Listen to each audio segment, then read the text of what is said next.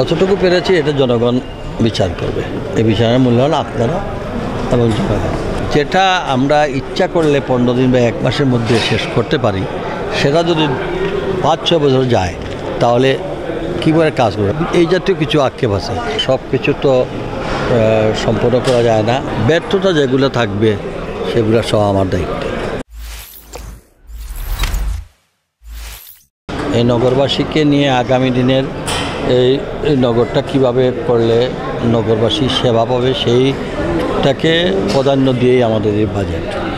আমি আশা করি এই বাজেটটির মধ্য দিয়ে আমাদের নতুন যে পরিষদ আসছে তারা এটা ওভার গাইডলাইন করতে পারবে এবং বেসিক জিনিসগুলোই আমরা এবারের বাজেটের মধ্যে তুলে ধরেছি। আমার মনে হয় তো এটা একটা সময় উপযোগী বাজেট, আর সব কিছু চিন্তা ভাবনা করে করা হয়েছে এবং সবটি যে একসঙ্গে করতে পারো তা না, এটা স্বল্পমেয়াদী, মধ্যমেয়াদী এবং দীর্ঘমেয়াদীও আছে। তো এটা এইগুলা কন্টিনিউয়াস প্রসেস। এগুলা আমি যেটুকু করে আসছি দেখার এর মধ্যে আবার আরেকটা শুরু হবে। এরপরে এটা পৃথিবী যতদিন থাকবে এই রাস্তা আজকে বানাবেন, 5 বছর পরে এই রাস্তাও বানাবে। তো এটা কন্টিনিউয়াস প্রসেস এগুলা। তবে বেসিক কতগুলো জিনিস আছে এই প্ল্যান ওয়েতে চলা, সেটা আমরা কাঠামোগত দিকটা ঠিক করে দেওয়া হয়েছে।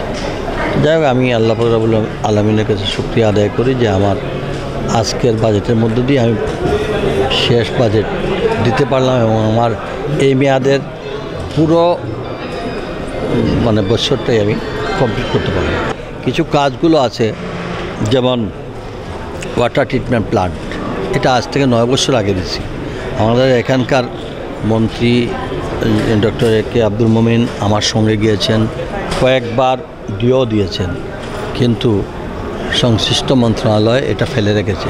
এই যে 9 বছর ফেলে রেখে, এটা যদি ধরেন 9 বছর আগে যে খরচটা হইতো, এখন এটা করতে গেলে এর 3 গুণ খরচ লাগবে।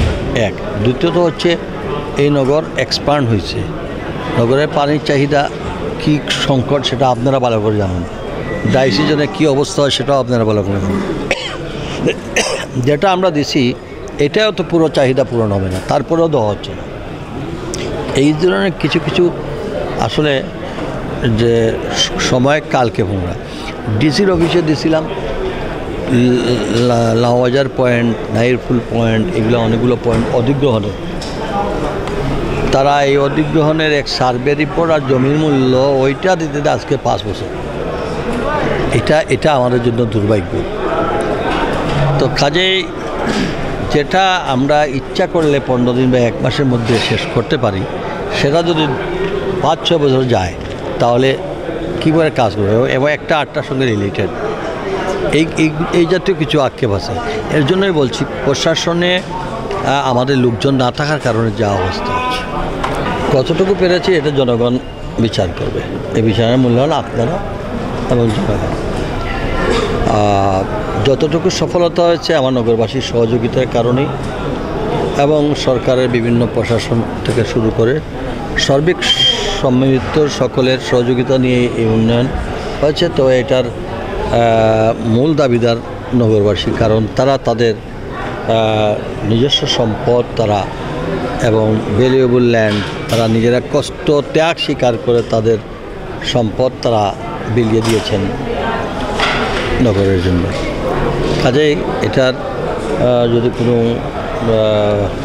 কাউকে যদি আমার কাছে ঋণী থাকতে হয় তাহলে আমি আমার নগরবাসীর কাছে থাকবো।